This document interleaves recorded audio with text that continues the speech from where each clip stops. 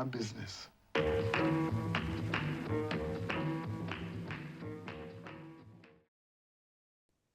Of course, I'm born in Belgium, so this is a story, or the story of the Belgian Congo is intrinsically linked with the history of Belgium, because Belgium is a very young country. Yeah? It's like we're going to celebrate our 200 years anniversary in a couple of years. And so half or more than half of the history of the country of Belgium is linked to the Belgian Congo, but also its richness, its privileges, suck and dry of like what the colony was, etc. Was a private property also of the second king, Leopold II. And so 1908, then it was given as a protectorate to Belgium and only became independent in 1960. But the story of the Congo, the Belgian Congo, we actually never learned at school, the real true story, because what we learned at school was Leopold II was le bon civilisateur, and in essence, they called Belgian Congo the l'Empire du Silence. It was the empire of silence, and we didn't hear about it, and vice versa. And so the story that is told in the film soundtrack to A Coup D'État is very much a story that actually is not taught at school, and for a big part was still not told within the history of Belgium. So even today, they would label Patrice Lumumba, the first democratically elected premier or leader of the Congo, they would still label him a communist, which was absolutely not true. So the film also starts with the fact that he says, I'm not a communist. I always have to laugh with this question. I'm first of all an African. Je suis africain. First of all. And so this is a story, as a kid, I never learned at school, on the contrary.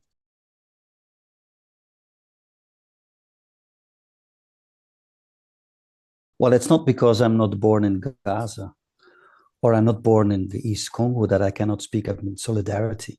I don't think it's only up to the Gaza people to speak up about Gaza. It's so necessary that the rest of the world speaks up about the genocide in Gaza. And so for me, it's not dissimilar what's going on in the East Congo. So for me, it's the same question.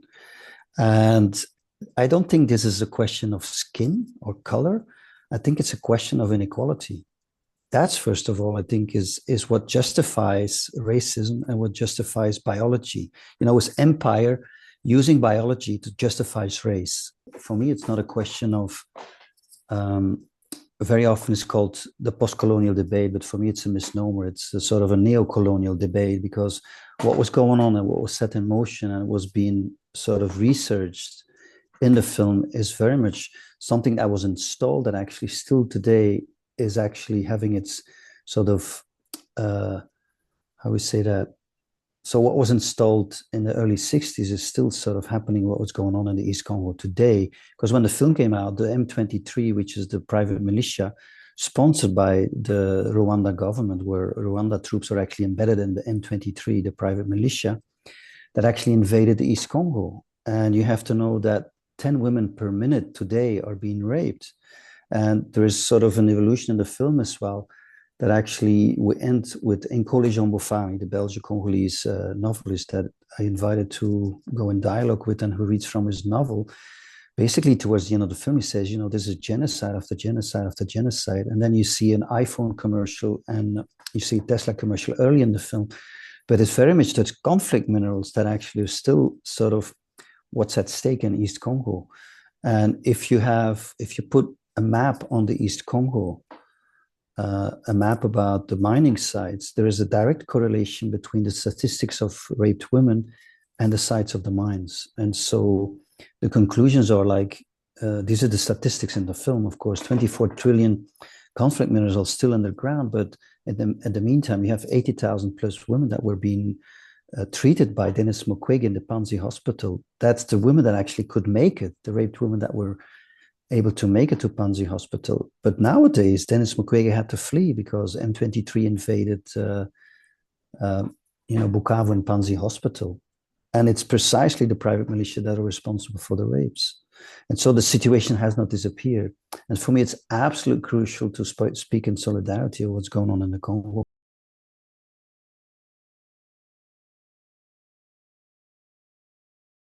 Well, for me, the heartbeat of the film is this clash between the very intimate home movies and the bigger political context. So that you have, for example, the archival and family footage of André Blouin, And so I set forward to actually research because I had heard about André Blouin, but her story was actually written out of history.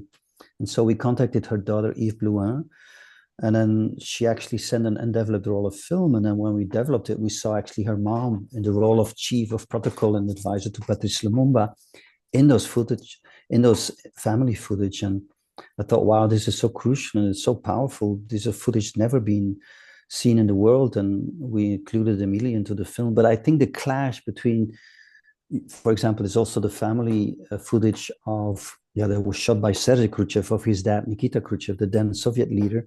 Also there you have very intimate footage that actually shows a person that has such an impact on history, even slamming his shoe at the United Nations.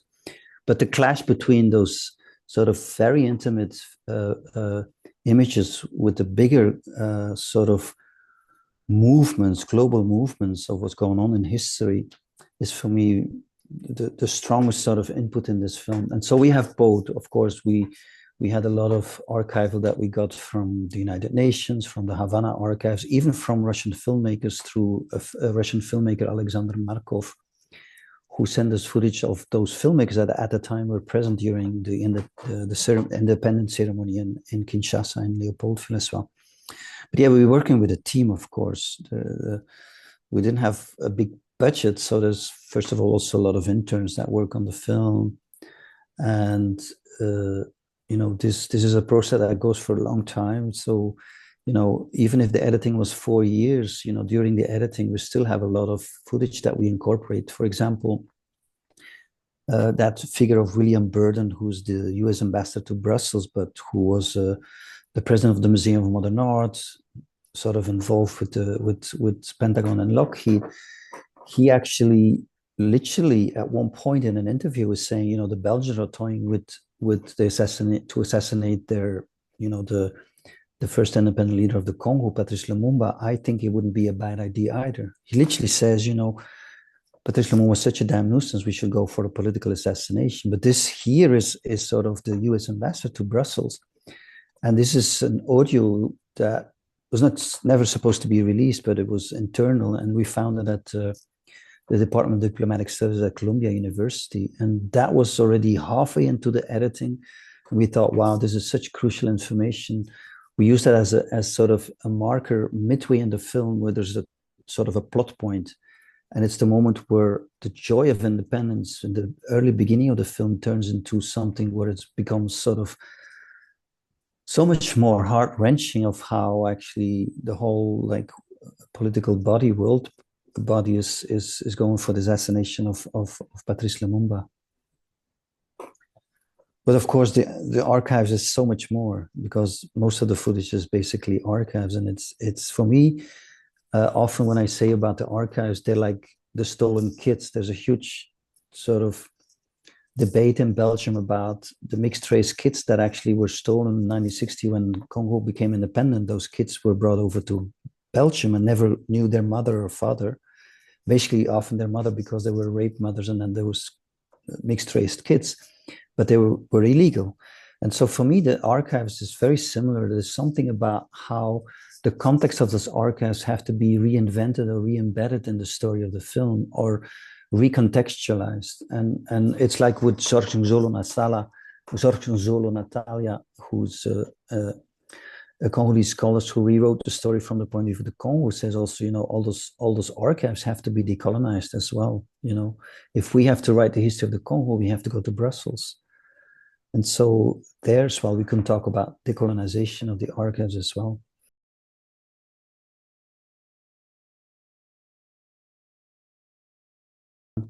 Well, the writing of the film happens very much also in the editing, of course, and the research of the archive, but then you try to make a chronology out of that archive, so try to block and sort of make certain themes that actually you distill out of the archives, and that happens very much in the editing. So it's the whole process continues, the writing continues while you actually are still in the editing. Of course, there was a lot of collection of stories on beforehand, and I knew, for example, about Abbey Lincoln, who's a musician, who was at the time the lead singer in the Max Roach quartet. And it's actually a concert that we found on the Belgian television. the Belgian television, both the Flemish side and the Wallonian side were co-producers in the film. And so there's a lot of music that actually we could already source through the archives. But what's so important about this concert of Max Roach and Abbey Lincoln, which is actually spliced throughout the whole film, is that it was, it's in entirety the We Insist Freedom Now album, which is very much an activist album. And every track has sort of its roots to what historically was going on. Johannesburg, Tears for Johannesburg, is sourced from the Sharpeville massacre with women that actually were tearing up the apartheid passport in South Africa. And that actually subsequently, this protest was smashed down by the apartheid's police.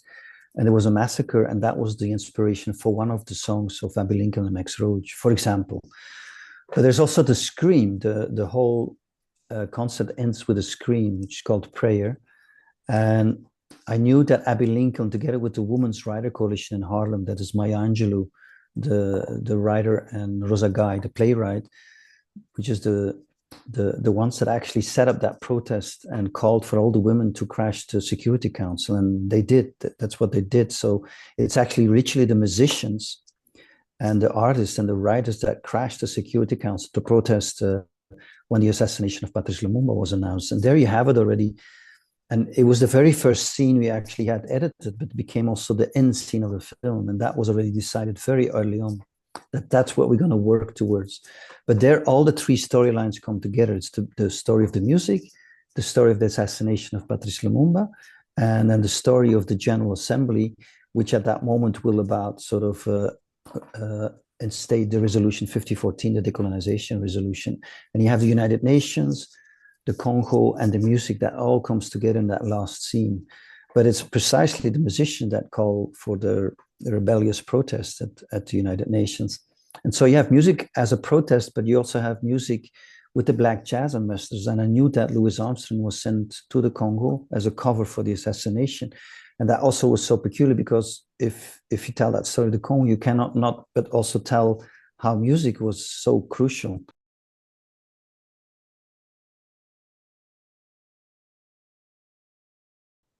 Well, of course, it's called Soundtrack to a Coup d'État.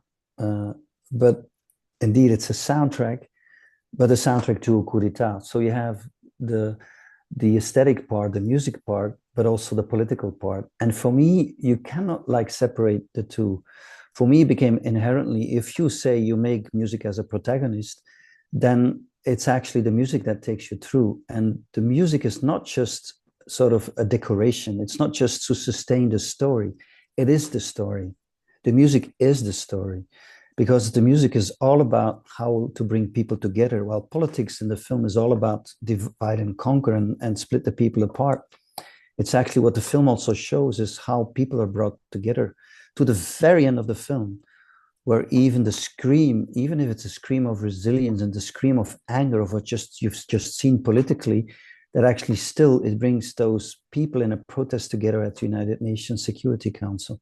Every song, even if it's a scream, the scream is embedded in what you've just seen throughout the whole film politically.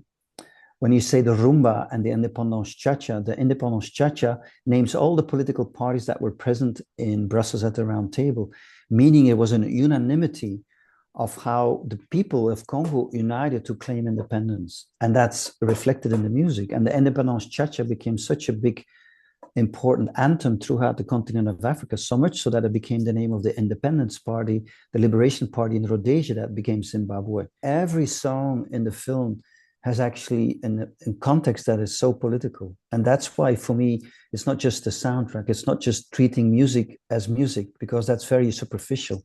For me, every bit of music is sort of a historical agent in the film. And that's why the choice was made. And for me, it's so appropriate as well, that actually the point of departure is actually that soundtrack, but the soundtrack to coup d'etat.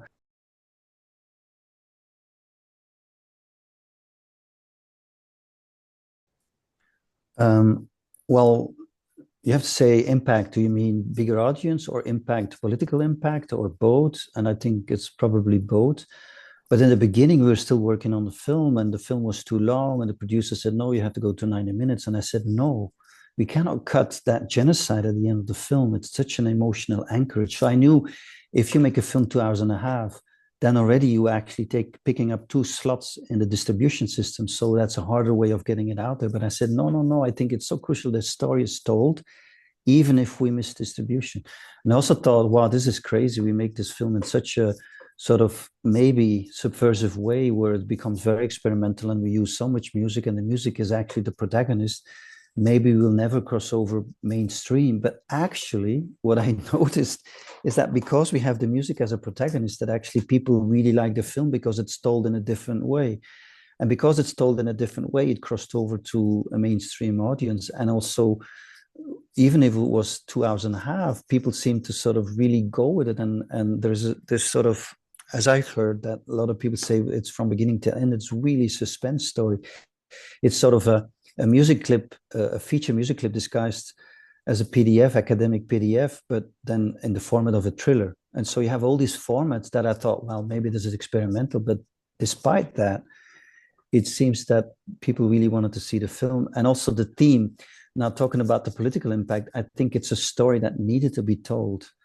And even if it's told from the perspective of Belgium, because precisely this is not a film about the Congo. This is a film about assassination, and an assassination plotted by my country, Belgium. And this is the most sort of crucial aspect of this film, that actually this story needed to be told. But also the film is just out in the Congo as well. It was shown as an opening film at the Freaking Festival. It's been shown at the André Blouin House. And so the impact is also, for example, the memoirs of André Blouin has been published recently, and it's going to come out in a month in France as well. And it's translated in French. It just came out in Flemish here in Belgium.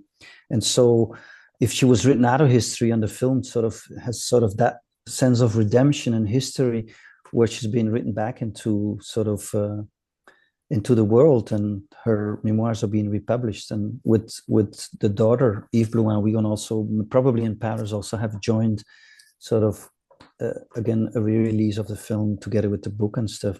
So, and I see a younger audience when we show the film, even today, a younger audience is arriving with the book of André Blouin. And then it's so sweet to see that actually the film was able to have that impact and tell that story.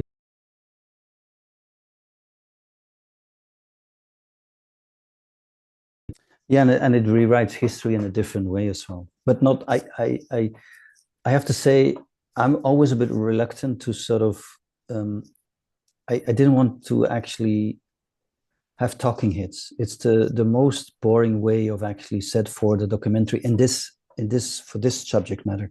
So for me, it was crucial to invite a dialogue with Nkole Jean Bofani, the Belgian-Congolese writer, but also invite Yves Blouin, the story of André Blouin, or through Sergei Khrushchev getting the audio memoirs of Nikita Khrushchev, or Conor Cruz O'Brien, who was the Irish representative to the United Nations, who then became special representative in the Congo, and have this kaleidoscopic approach to the story that actually helps to sort of rewrite history, but not from my perspective, but trying to open it up, which I think is very much needed in this decolonization debate.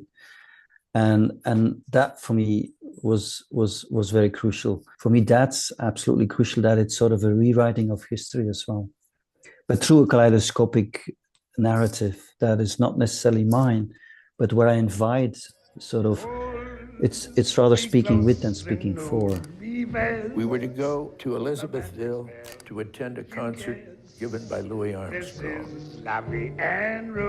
Seated out on the terrace was a man I recognized. He said, well, you have to assassinate Lumumba. But who ordered him?